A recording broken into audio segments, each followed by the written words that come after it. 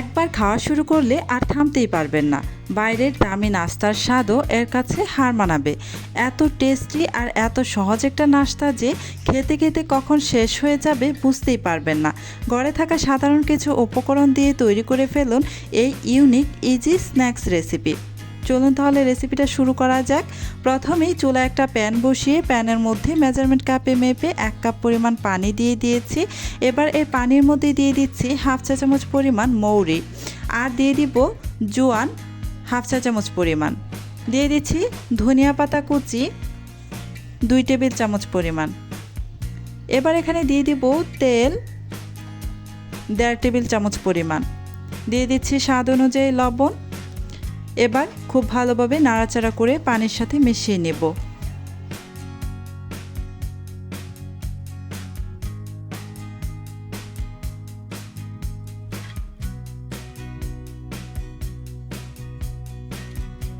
এবার এটাকে আমি একটু বলক আসা পর্যন্ত অপেক্ষা করব।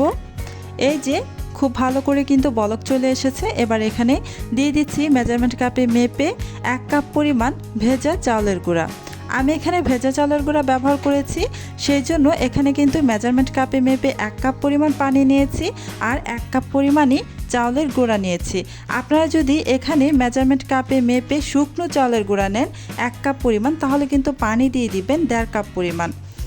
এই যে খুব ভালোভাবে নাড়াচাড়া করে আমি খুব ভালো করে একটা ডো বানিয়ে নিচ্ছি। আর চুলার আঁচ কিন্তু এ পর্যায়ে একদম লো আঁচে থাকবে।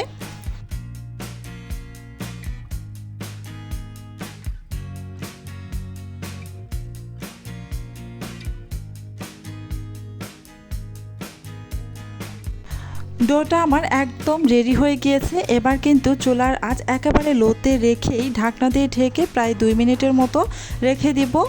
প্রায় 2 মিনিট পর আমি ঢাকনাটা উঠিয়ে নিচ্ছি, আর এ পর্যায়ে চুলাটা একদমই অফ করে দিয়ে তারপর আরও কয়েক মিনিটের মতো রেখে দিব। এমনিতেই চুলার উপর বসিয়ে রাখবো, এতে করে অতিরিক্ত গরম ভাবটা চলে যাবে। এই যে যখন অতিরিক্ত গরম ভাবটা চলে গিয়েছে তখন কিন্তু আমি একটি প্লেটের মধ্যে এই ডোটা নিয়ে নিচ্ছি। এবার হাত দিয়ে খুব ভালোভাবে বেশ কিছুক্ষণ সময় ধরে মথে নিতে হবে, এতে করে নাস্তাটা একদম মসৃণ হবে। তাই মথে নেওয়াটা কিন্তু খুবই জরুরি। আমি খুব ভালোভাবে মথে নিচ্ছি। এখন পর্যন্ত যারা আমার ভিডিওটা দেখতেছেন প্লিজ আমার ভিডিওতে একটা লাইক দিয়ে দিবেন, আর আমার চ্যানেলটি যদি আগে থেকেই সাবস্ক্রাইব করে দেওয়া না থাকে প্লিজ আমার চ্যানেলটি সাবস্ক্রাইব করে পাশে থাকা বেল আইকনটি অন করে রাখবেন। এতে করে যখন আমি নতুন নতুন রেসিপির ভিডিও আপলোড করব তখন সাথে সাথে আপনার ওখানে নোটিফিকেশন পৌঁছে যাবে। ইউনিক এই রেসিপিটা একবার হলেও কিন্তু বাসায় ট্রাই করে দেখবেন। আশা করছি আপনাদের কাছেও কিন্তু ভীষণ ভালো লাগবে। এই যে খুব ভালোভাবে মথে নিয়েছি, তারপর এভাবে লেচি কেটে নিচ্ছি।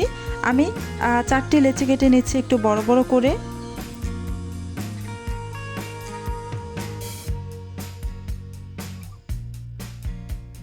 এবার একটা লেচি নিয়ে আমি লেচিটাকে খুব ভালোভাবে আবারও বেশ কিছুক্ষণ সময় ধরে মথে নিচ্ছি।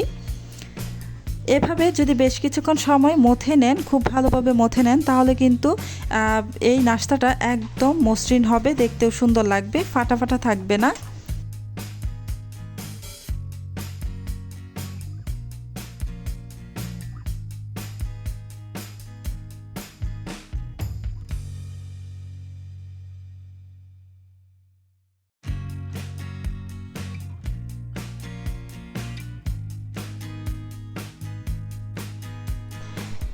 এবার এখানে চাউলের গুঁড়া অল্প অল্প ছিটিয়ে দিয়ে তারপর একটি বড় সাইজের রুটি বেলে নেব।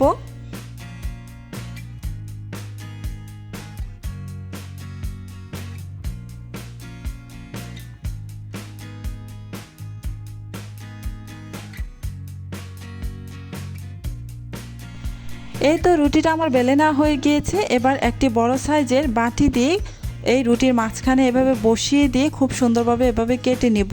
এতে করে প্রত্যেকটা নাস্তা একদম সমান হবে, কোনোটা বড় বা কোনোটা ছোট এরকম হবে না। এতে করে দেখতেও কিন্তু খুব সুন্দর লাগে। তাই আমি এভাবে একটি বাটি মেপে কেটে নিলাম। আপনারা চাইলে এমনিতেও রাখতে পারেন, তবে এভাবে একটি বড় সাইজের বাটি দিয়ে কেটে নিলে দেখতে ভীষণ সুন্দর লাগে, যেহেতু সবগুলো নাস্তা একই রকম দেখতে হয়। আরও একটি লেচি নিয়ে নিলাম, আর এই যে রুটির যে বাড়তি অংশটা ছিল সেটা এই লেচির মধ্যে মিশিয়ে নিয়ে আবারও খুব ভালোভাবে মথে নিচ্ছি। অবশ্যই খুব ভালোভাবে মথে নিয়ে তারপর রুটিটা বেলে নেবেন, এতে করে এই নাস্তাটা একদমই মসৃণ হয়, দেখতে সুন্দর লাগে।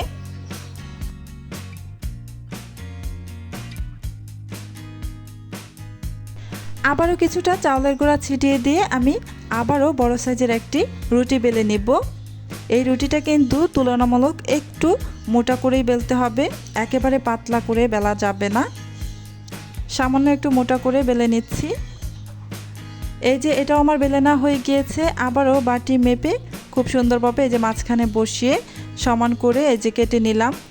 দেখতেই পাচ্ছেন দেখতে কতটা সুন্দর লাগছে, একদমই গোল আর দেখতে খুবই সুন্দর লাগছে।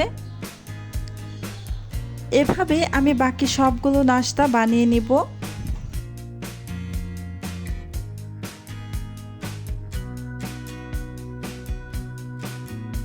চুলায় একটা প্যান বসিয়ে দিয়েছি, প্যানটা গরম হতে থাক।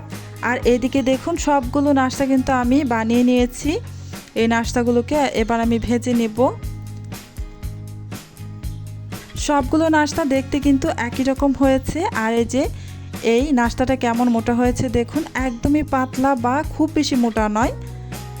এই যে প্যানটা খুব ভালোভাবে কিন্তু গরম হয়ে এসেছে, এখানে আমি কিছুটা তেল দিয়ে দিলাম। আমি পরোটার মতো করে ভেজে নেব, তাই কিছুটা তেল দিয়ে দিলাম। তেল ছাড়া ভাজলে খেতে বেশি ভালো লাগবে না, তাই কিছুটা তেল দিয়ে আমি ভেজে নেব। তেলটা পুরো প্যানের গায়ে ভালোভাবে ছড়িয়ে নিয়ে তারপর এখানে এই যে একটি নাস্তা আমি দিয়ে দিচ্ছি, দিয়ে এভাবে হাত দিয়ে একটু ঘুরিয়ে নিচ্ছি, এতে করে নাস্তাটা নিচ থেকে সমানভাবে ভাজা হবে।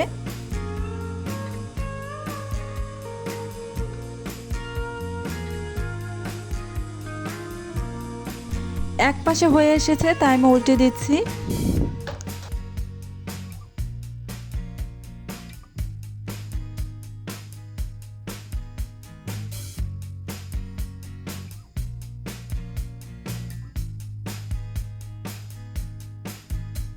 এই তো নাস্তাটা ভাজা হয়ে গিয়েছে, তাই উঠিয়ে নিচ্ছি। এই যে দেখুন কতটা সুন্দর লাগছে আর বেশ লোভনীয় লাগছে। এভাবে আমি সেম প্রসেসে আরও একটি নাস্তা এই প্যানের মধ্যে দিয়ে দিলাম। প্রথমটা ভাজার পর তেলটা কিন্তু একদমই কমে গিয়েছে, একটু তেল বেশি লাগে এটা ভাজতে। যাই হোক, সেমভাবে আমি সবগুলো নাস্তায় ভেজে নিয়েছি। দেখতেই যেমন লোভনীয়, খেতেও ঠিক ততটাই অসাধারণ। একবার মুখে দিলেই বাইরের সব নাস্তার স্বাদ ভুলে যাবেন, এত টেস্টি যে প্লেটে দিলেই মুহূর্তের মধ্যে শেষ হয়ে যাবে। বাচ্চা থেকে বড় সবাই বারবার খেতে চাইবে, আর আপনাকে রেসিপি জিজ্ঞেস করবেই। কম খরচে কম সময়ে এত মজার নাস্তা বানানো যায়, না দেখলে বিশ্বাসই হতো না। আর এই রেসিপিটা অবশ্যই টক দই অথবা টক ঝাল মিষ্টি আমের আচার দিয়ে পরিবেশন করবে, খেতে দারুণ লাগবে। আজকের মতো এখানেই বিদায় নিচ্ছি, আবারও চলে আসবো অন্য কোনো দিন নতুন আরও একটি রেসিপি নিয়ে। আল্লাহ হাফেজ।